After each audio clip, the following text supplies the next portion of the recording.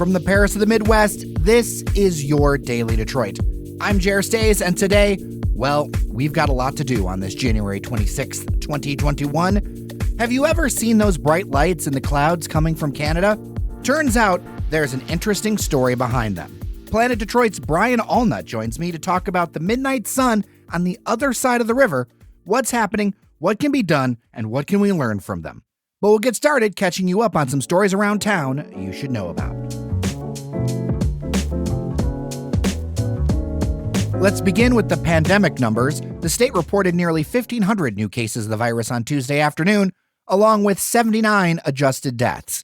That brings our totals to more than 552,000 confirmed coronavirus cases and 14,400 deaths. Overall, ICU headroom is doing better as hospitalizations slow and transmission of the virus is slowing too.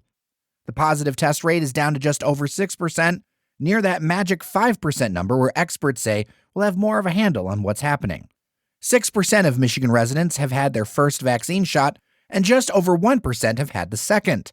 Since cases per 100,000 are dropping significantly in the Tri-County area, I wanted to dive in and look at that vaccination rate. In Wayne County, that number is 3.4% of residents.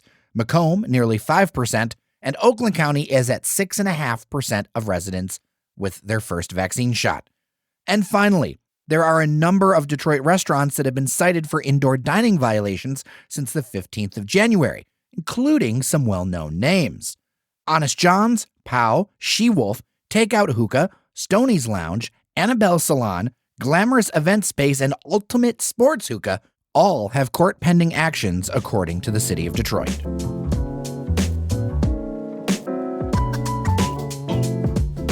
Staying in the city of Detroit, there were a couple of developments related to those Black Lives Matter protests here earlier this year. The city of Detroit's law department dropped charges against 238 of the protesters on Tuesday, with the misdemeanor tickets dating back to the end of May and early June, leaving 7 cases they will pursue.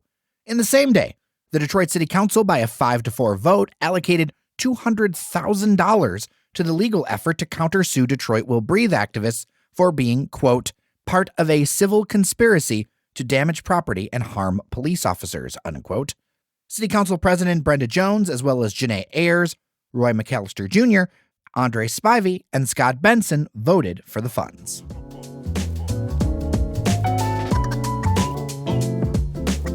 There's a new candidate for Detroit mayor, and it's the first more widely known name to throw their hat into the ring. Anthony Adams is a longtime city fixture as a lawyer, former school board president, and serving previous mayors as former deputy mayor to Kwame Kilpatrick and assistant to Coleman A. Young. He made his announcement on Tuesday morning on Facebook. He said that there is a dramatic need for mayoral change in Detroit and that he would create a city that works for all Detroiters and return transparency to the mayoral office.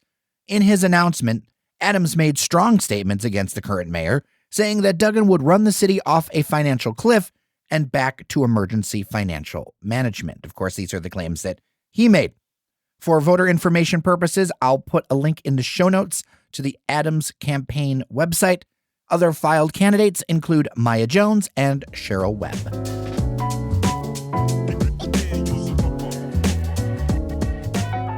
In northern Oakland County, Melissa Carone, who you might remember made national news testifying with Rudy Giuliani, baselessly alleging mass voter fraud in the city of Detroit during the 2020 election, has announced she's running for the state house as a Republican. She's looking to replace the term-limited fellow Trumpist John Riley in the 46th district that currently serves Addison, Orion, and Oxford townships, among some other neighboring communities.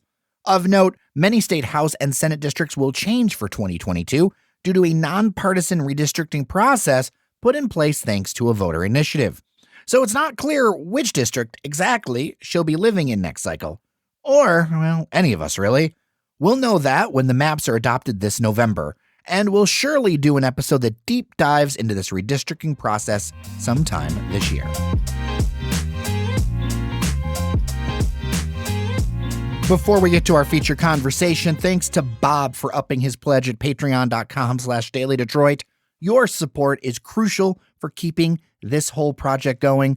Something people might not know is that we often hit the top 10% and often higher of podcasts in the country when it comes to listeners. And that is all thanks to you. But making that happen right here in the North End all takes work and resources. So if you can, think about paying it forward and join us at patreon.com/dailydetroit so we can keep this source of local information free and without a paywall. And we'll send you some swag. So patreon.com/dailydetroit if you can.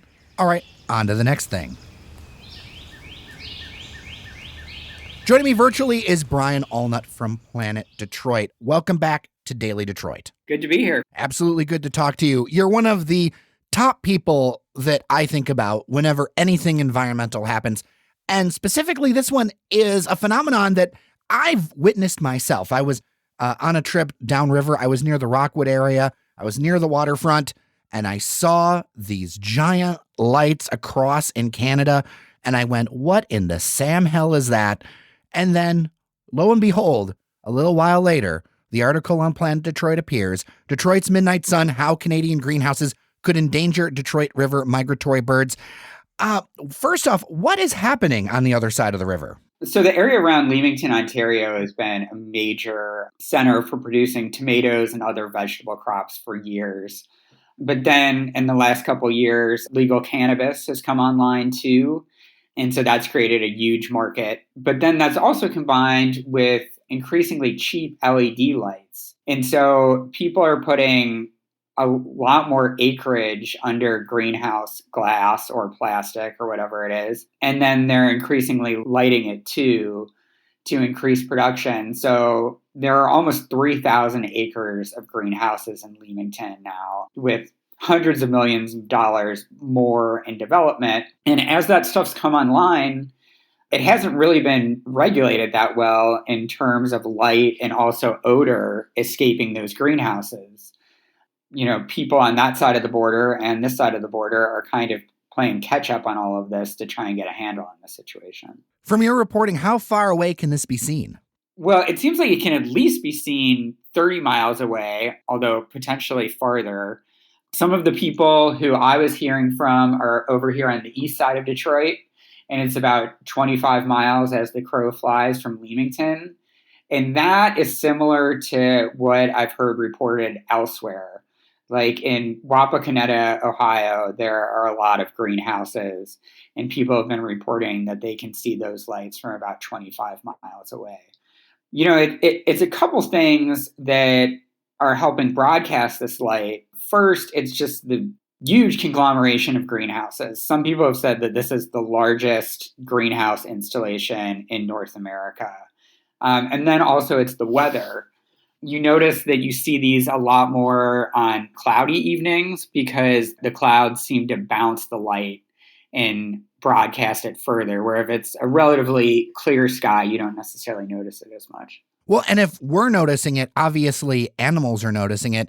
Why does this suck so bad for birds? Light pollution has been shown to draw birds in and create problems with window strikes. So, you know, birds get drawn off course and then they hit buildings, they hit glass, and they're either stunned or they died. I was talking to this gentleman from Colorado State, Kyle Horton. He's a bird researcher, and he was saying that the bigger problem is probably just that these birds exhaust themselves. When they're migrating, they have limited stores of energy, and they're forced to circle around these subpar environments looking for food where there really might not be any. Ooh, yeah, that's, yeah. And considering the amount of biodiversity in the area, I think it's really important to notice this. Also, we are right through a lot of migratory flyways, right? Yeah, I mean, I almost can't imagine a worse area to have this light pollution problem. So people always say that the Detroit River is like such a good place for bird watching because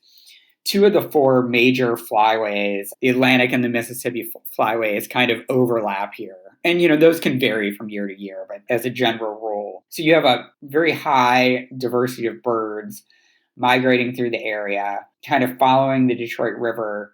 And then you have Point Pelee, just south of where all these greenhouses are. And, you know, that's kind of this jut of land that goes out into Lake Erie. And it's this really important takeoff and landing spot for migratory birds.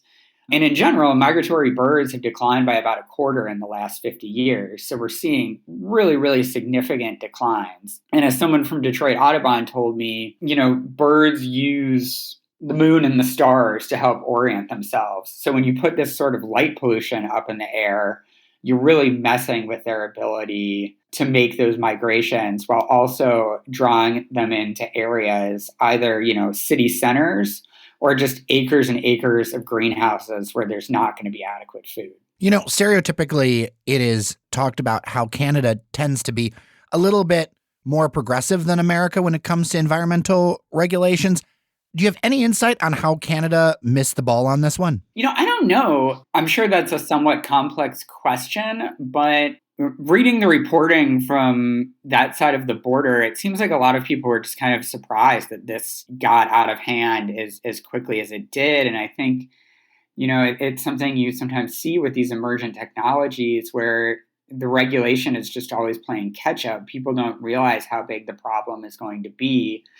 And so Leamington passed a bylaw about light pollution. Kingsville passed a bylaw as well. And so over the next year, we should see those roll out, hopefully, and maybe get a handle on this. But I think the one good thing is that it gives us an opportunity here in Michigan to hopefully proactively regulate some of this stuff. Because as I found out, it's a lot cheaper to design for these blackout curtains and exhaust fans and other things you need on the front end rather than try to retrofit these structures to solve the problem, after it's already been created. Yeah, let's talk about those solutions, because to me, forgive my ignorance, but it kind of feels like you basically need like a fancy blackout curtain or retractable roof or something. Yeah, and I think that's basically what it is. These are retractable curtains inside of the greenhouse. And these things can have advantages for the grower too by trapping light and heat, but that can also make the greenhouse really overheat. So you need to have adequate exhaust fans to deal with that. I was told by people at MSU that it's just a lot more expensive to do this on the back end than on the front end. But if you do get these technologies installed, you can cut down at about 95 to 98% of the light, which they've done in the Netherlands. So there are clear solutions here. It's just that obviously growers are not implementing these themselves. They need to be legally coerced into doing so. Well, I think that's the whole point of good regulation, right? Is the idea that if you leave pure capitalism to its own devices, it's going to serve its market first. And its market often is not its neighbors or how to take care of its neighbors. And so it's important to look at these things because I think about what's happening here in Detroit. There was a lot of criticism for how long the city of Detroit took to get through all of their marijuana ordinances. But looking at a story like this, I feel like, they're talking about growing facilities and all that other kind of stuff in Detroit. I feel like it would be something that's important to think about on this side of the border so that we aren't having these kind of lights right here. Because I can only imagine living a mile away from something like this every single night has got to be a lot different than, what we're seeing. Yeah, and the pictures from Ontario are pretty intense. People are also complaining about the odor a lot. It seems to be rather dank. So making sure, you have the right ventilation and whatever else is needed to deal with some of that is important. It's worth noting that we're not seeing this kind of explosive growth in greenhouse building in Michigan that's happening over there, but we are seeing growth.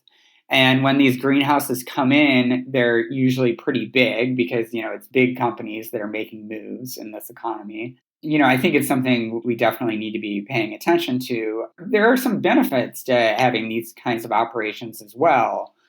You're keeping farm workers employed all year round, sometimes at higher wages than they might be otherwise because they're growing kind of these high valued crops. So I could see why this would be desirable, especially in, maybe rural areas where there aren't a whole lot of employers. You just need to make sure that it's regulated correctly on the front end. Well, I appreciate you giving a ton of insight into this because you've helped me understand this entire thing a lot better. And the fact there are kind of multiple sides to this story and multiple benefits, but really thinking about how can we be smart about things going forward. I think it's important for people to understand, too, that this is a very crucial habitat for migratory birds. I mean, we signed this migratory bird treaty that said we were going to protect habitat. And, the Canadians on their side, they have this great park at Point Pelee where people come from all over the world to look for birds. That's a resource to be protected as well. I think it's going to just take some foresight and take some work to make sure that, this greenhouse industry and these important ecosystems can coexist. Well, to keep up on the latest on all of these things, I highly encourage people to follow Brian, Allnut Brian, on Twitter, as well as his work on Planet Detroit. And Planet Detroit is a great outlet if you want to keep up on everything that's happening environmental in Southeast Michigan. Thanks for coming by. Thanks for having us on. Well, thanks for listening to Your Daily Detroit. Tomorrow, right now, we have a fun show planned.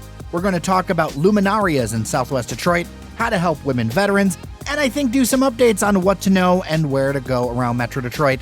As always, if you have tips or ideas, email me at jer@dailydetroit.com or leave a voicemail, 313-789-3211. You can also listen to the podcast there, which amazingly people have been doing. Detroit's a city where about 40% of households have no high-speed internet. And hey, as it seems it's getting used, whoever is calling us to listen to the show, well, thanks. Anyway, I'm Jer Stays. Take care of each other, and we'll see you around Detroit.